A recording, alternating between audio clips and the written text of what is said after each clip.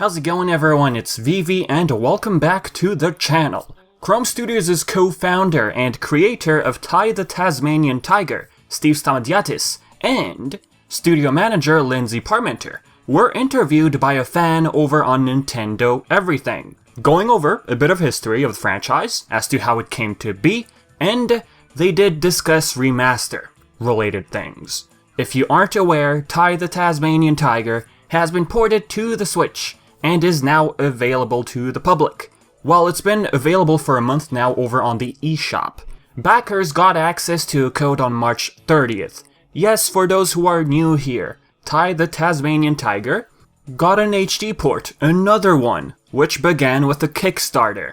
There were the PC versions already, but as for consoles, it was all based off a Kickstarter. They're currently only focusing on the first game, meaning PlayStation 4 and Xbox ports are coming as well.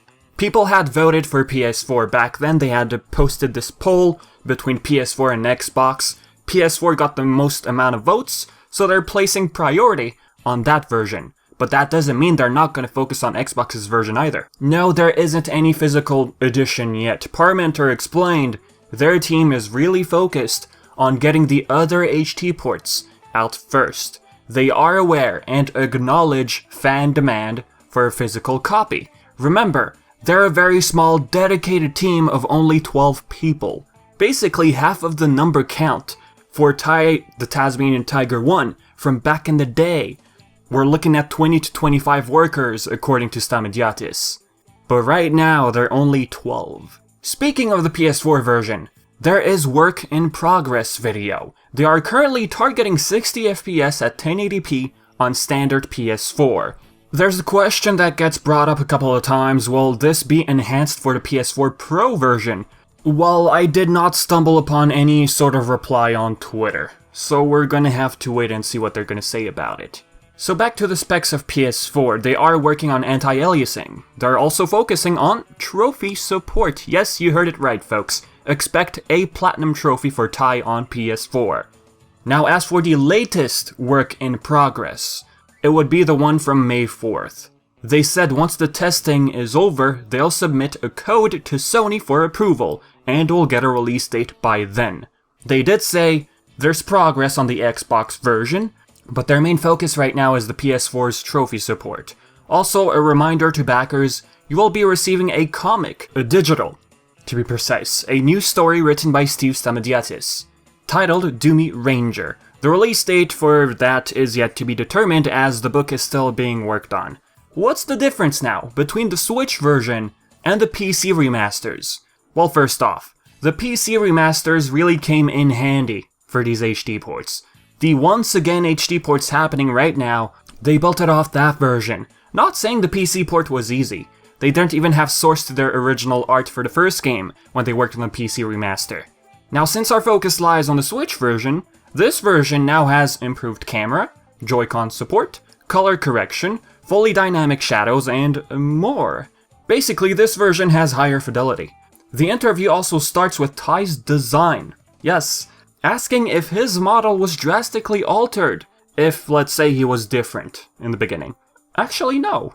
His design has been consistent from what you can read in the interview. But as for his bathing suit, that's where it got altered just a bit. To start off, fun fact, the name Ty was inspired by one of their friends called Tyrone at a company called Pickpock. Ty's name began as Ty the Tassie Tiger, Tassie being a nickname for Tasmania. They really loved alliterating T's. Ty the Tasmanian Tiger, Ty the Tassie Tiger, you get it. In the end, we got the Tasmanian Tiger. Ty also began with green shorts with flowers. And shoes, yep, he had shoes on at first. What's up with that? Well, at first, they thought our character needed shoes, but then Stamatiadis thought of an old tale of walking barefoot in Australia. This is what he said. Later, we had the great idea that Ty needed to do what every Australian kid has done, get hurt feet running through a patch of bendy eye prickles, so we had to take off his shoes. When I took them off, it felt better. Then the red shorts were born, the flowers were removed, and Stamatiadis left the suns. They were also asked, about any possible fond memories they had working on the game back then.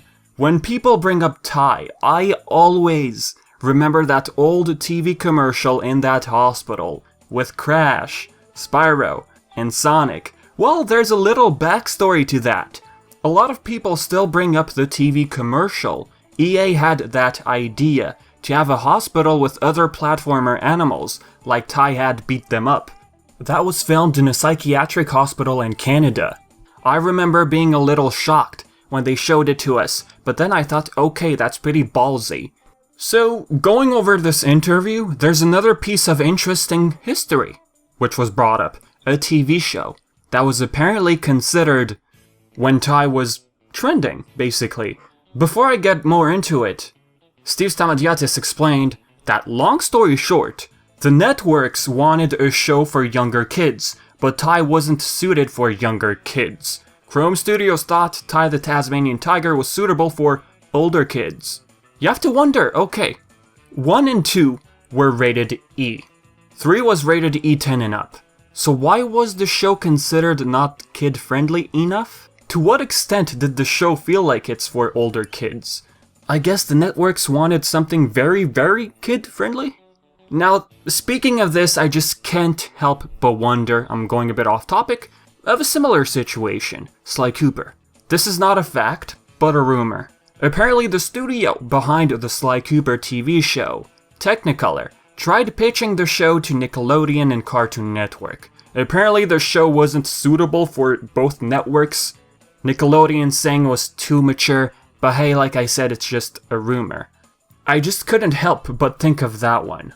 Long story short with Sly, it's likely possible the show got picked up by Sony's brand new studio, PlayStation Productions. Alright, let's not stray away too much from the subject at hand. A Thai TV show is being pitched to the company behind 24 seasons, Season 4 to Season 28 of The Simpsons film Roman. On January 8th, 2020, John Passfield, co-founder of Krome Studios, stumbled upon an old TV show script he had written. This script was also written with the help of Lane Reichert, voice director of all 3 games. As for the pilot of the series, according to the Kotaku article, where you can find all this information, it was written by Marty Eisenberg, known for Teenage Mutant Ninja Turtles, Ben 10, X-Men, the animated series, Battletech Animated, Pilot, Spider-Man the Animated Series, and more. The script for Act 1 of the pilot, you can find it and read it on your own if you're interested. You can also find the script for Passfield's version, the one he shared on Twitter, which is for another episode other than the pilot. According to the Kotaku article, Ty had a 21-page pitch book detailing the characters that be included, their general roles, what the stories would be about, the target audience, and all that. The show was apparently targeted for 6 to 11-year-olds. It makes you wonder, okay, why was the show being deemed for older kids then?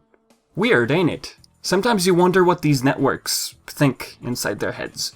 Now, if you're interested in reading more about this TV show, like the TV Bible that also existed back then, the link will be in the description below. To wrap up the video, I got 2 more things. A lot of people always ask about a Ty 5, sequel. Krome Studios is honest and upfront about it. They keep saying they don't have the budget for it. They don't have the team for it. And they also emphasize how today, if they were to produce a Ty 5, it'd be much more difficult. It's not like what it used to be. Especially looking at the new architecture of these consoles.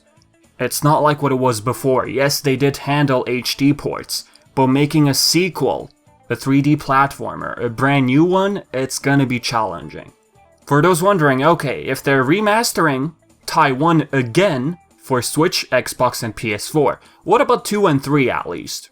They said it depends on the sales of the first remaster. Alright, so with that being said, guys, this is it for the video. If you have any sort of questions, leave it all in the comment section below. And as always, I've been Vivi, and thank you so much for watching.